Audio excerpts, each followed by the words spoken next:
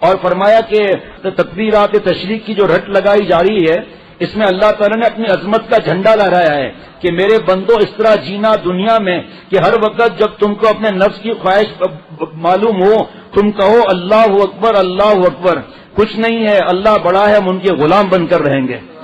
تکبیر تشریق ہے نا، عورتوں پر بھی ہے، خواتین پر بھی ہے، ہمارے یہاں اس کی پرنٹ آؤٹ ملتا ہے، خواتین گھر میں لگا دیتی ہیں، مرد حضرات گھر میں لگا دیتے ہیں جہاں خواتین نماز پڑھتی ہیں، اور یہ واجب ہے، یہ واجب ہے نا بھائی۔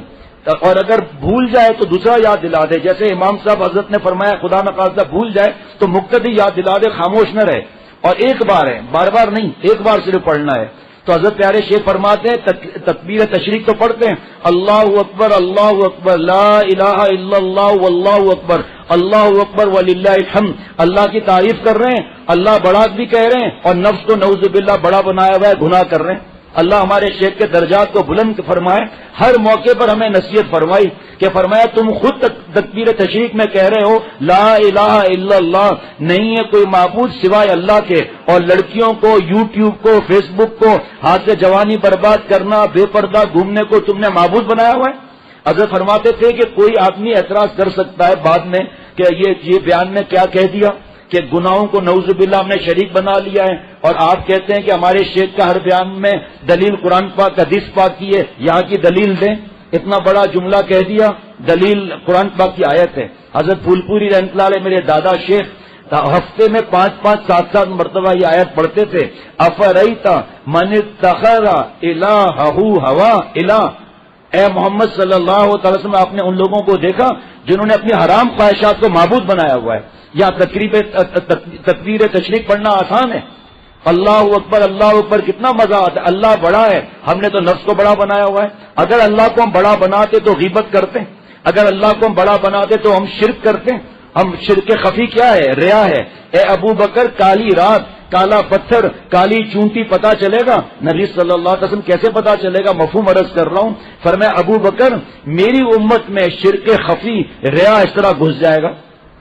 ابھی ایک جگہ ہمارا جانا ہوا، ہمارے مفتی خرم عباسی صاحب کی طبیعت ناساز تھی تو ہم وہاں گئے تھے، تو ہمارے ایک دوست ہیں وہ بڑے معلومات بہت رکھتے ہیں، قریب ہی بتائے اس گلی کے اندر بڑا شور اٹھتا ہے، بڑے بڑے جانور لائے جاتے ہیں اور لوگ وزٹ کرنے آتے ہیں، اور 25-25 لاکھ کا بیل اور 30-30 لاکھ کا بیل۔ تو میں نے کہا حضرت بھی یہ بتاتے تھے اور فرماتے تھے کہ جب رشتہ دار کو تھوڑا سا گوشت بھیجا 2-3 بوٹی، اور رشتہ دار نے فون کیا کہ آپ اتنے رئیس ہیں صرف 3 بوٹی، وہ کہتا ہے چل گئے 3 بوٹی بھی 20,000 روپے کی ہے۔ ریا، دکھلاوا، شرک خفی۔ قیامت کے دن ایسے سے کہا جاتا تھا، تو مخلوق کو دکھاتا تھا نا، جا مخلوق سے انعام لے، جا حوض کوثر شفاعت وہاں سے جا کر لے، اور پھر حرام حلال کی بھی پرواہ نہیں۔ اور آج کل اللہ معاف فرمائے ہماری بہو بیٹیاں وہ جا کر بکرا منڈی میں دھکے کھاتی ہیں جا کے راتوں کو، اور بعض خواتین کہتی ہیں سرتاج وہ بکرے کے دانت جو ہے نا وہ مووی بنا کر ہم کو دکھاؤ۔ تیرا کیا واسطہ دانتوں سے؟ تیرے اپنے دانت کتنے وہ تو بتا پہلے۔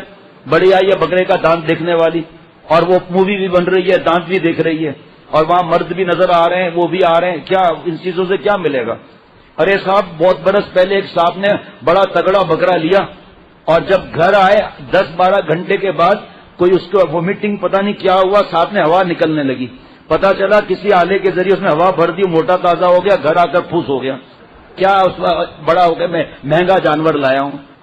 خواتین کو کیا ضرورت ہے جانے کی بھائی، سپر ہائیوے ہو یا کہیں بھی ہو، بکرے سے حال چال پوچھ رہی ہے بھائی تیرا کیا حال ہے، اب بکرا تیرا بھائی بھی بن گیا۔ گھر بیٹھو اللہ اللہ کرو، اپنے ماں باپ، اپنے ابا اور بھائی اور شوہر وغیرہ کی خیریت کے لیے دعائیں کرتی رہو، اور کیا ہوگا۔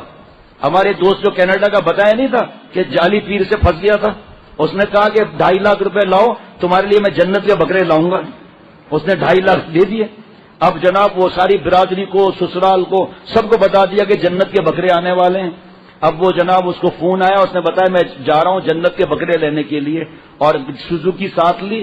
اب رشتہ دار، سسرال والے، پڑوسی سب انتظار کر رہے ہیں۔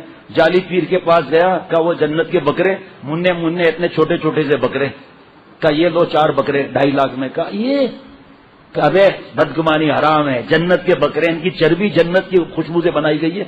سوزوکی والوں کو کہا بھائی یہ پیسے لے تو جا، اور ڈگی میں بند کر کے چھوٹے چھوٹے بکرے 3-4 گھر لے کر آیا. اب میلے کھڑ والے کھڑے ہیں جنت کے بکرے، یہ بھی پاگل وہ بھی پاگل. اب وہ تو اپنے بھائی کو کہا یا کسی کو کہا بھائی میں تو پسینے پسینے ہو رہا ہوں، میں تو کمرے میں جاتا ہوں، ڈگی تو کھولنا. ڈگی کھولی، پھدک پھدک پھدک کے 4 چھوٹے بکرے نکل آئے. اب سب ہنس رہے ہیں اور یہ گھر میں رو رہا ہے. وہ جنت کے بکرے کہاں سے آئیں گے بھائی یہاں پر؟